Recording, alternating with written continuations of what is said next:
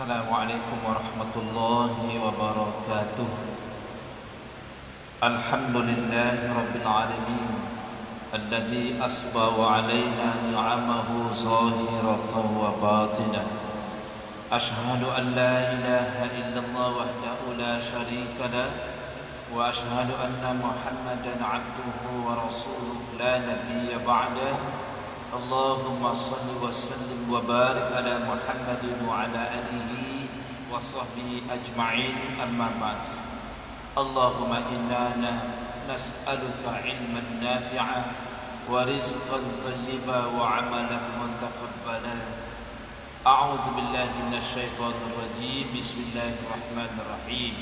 Wal 'asr innal insana lafi khusr illa allazina amanu wa 'amilus shalihat wa tawasaw bil haqq wa tawasaw bis sabr.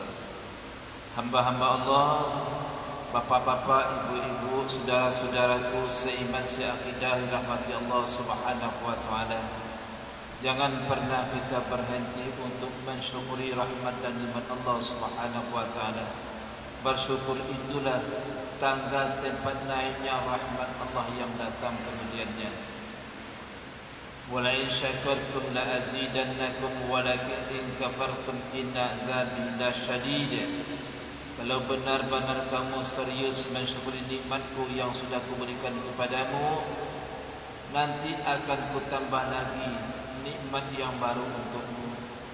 Seandainya kamu ingkari nikmatku, rahmatku yang sudah aku berikan kepadamu, disitulah azab Allah sangat besar akan menimpa kamu. Hamba Allah yang berbahagia, dengan kita bersyukur kepada Allah ini, insyaAllah kita akan dari hari ke hari, waktu ke waktu, insyaAllah bisa meningkatkan ibadah kita kepada Allah Subhanahu wa taala. Kemudian kita bersalat untuk Nabi Muhammad sallallahu alaihi wasallam. Allahumma shalli ala Muhammad wa ala ali Muhammad. Kita ingatkan Bapak Ibu berbahagia, menunggu waktu salat kita datang, kita ingatkan untuk kita semua hadis riwayat Imam Bukhari, ni'matani mabghudun kasirun minhuma kasirun minan nas. Ada dua nikmat yang besar yang sering dilupakan oleh orang banyak, kata Rasulullah sallallahu alaihi wasallam. Yang pertama, as-sihhatu, nikmat sehat. Ini sering dilupakan oleh banyak orang, kata Rasulullah. Yang kedua, al-faragh, itu waktu senggang, waktu lapang, itu sering orang melupakannya.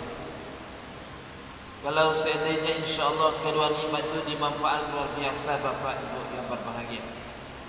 Seperti saat ini, ketika waktu kita tengok kapan waktu solat datang, tentu saja mereka menggunakan waktu-waktu lapang mereka untuk sama-sama ke masjid, insyaAllah. Kenapa? Rasul kan katakan 7 golongan insyaAllah diberikan oleh Allah naungan. Tidak ada naungan satu pun di hari kiamat itu kecuali naungan Allah. Siapa di antara mereka? Yang pertama, syabun nasya'a fi ibadah rabbi, orang muda, kalangan muda yang betul-betul tumbuh berkembang beribadah kepada Allah. Dia pergunakan waktu sehatnya untuk menikmati nikmat Allah, untuk diberikannya kepada Allah, untuk meninggi ibadah dan kesedarannya kepada Allah Subhanahu wa taala. Ini hamba Allah yang berbahagia. Kemudian kita tengok juga menunggu datang waktu solat keras berikutnya, itu termasuk dari sunnah Nabi sallallahu alaihi wasallam. Rajulun mu'allaqun qalbuhu fil masajid, seseorang yang betul-betul hatinya terpaut ke masjid. Artinya datang waktu solat, dia yang menunggu datang waktu solat, bukan waktu solat menunggu dia.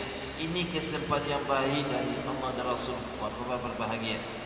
Kemudian ketika kita tengok-tengok balik-balik kitab hadis itu, seperti yang tertuang dalam hadis Nabi diberikan oleh Imam Hakim dalam kitabnya Mustadrak, nama kitabnya. Di sini kan dari kecil kita dengar bapak ibu yang berbagi hadis ini. Yang tanim khamsan qabla khamsin. Manfaatkan pelihara 5 nikmat sebelum datang 5 perkara yang lain. Apa itu? Sihataka qabla haramik.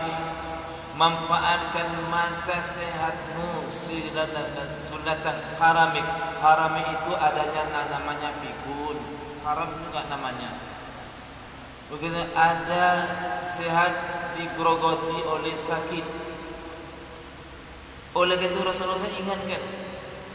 Nah, barang siapa yang ketika sehatnya, kata Rasul, dimanfaatkan waktu sehatnya untuk beribadah dengan sempurna, seperti solatnya baik-baik ketika mudanya, puasanya, amal solehnya, berjihadnya ketika waktu mudanya. Rasul katakan ketika nanti datang waktu tua atau sakit-sakitannya, Allah nilai ibadatnya ketika sempurna dengan ketika masa tuanya itu diseimbangkan oleh Allah. Padahal orang itu banyak sakit dan lain sebagainya, tapi karena biasa dia, kata Rasulullah, beribadah ketika sehatnya, nanti suatu saat Allah akan samakan nilai ibadah waktu sehatnya dengan waktu tuanya. Itu nikmat Allah ketika orang itu betul-betul menikmati nikmat Allah dengan hamba Allah Subhanahu wa taala untuk meningkatkan ibadah dan rezeki ibadah Allah yang berbahagia. Ada lagi disebut oleh faraka qabla sumik. Pelihara masa lapangmu, masa berjayamu, masa dapat rezekimu sebelum datang waktu sulitmu.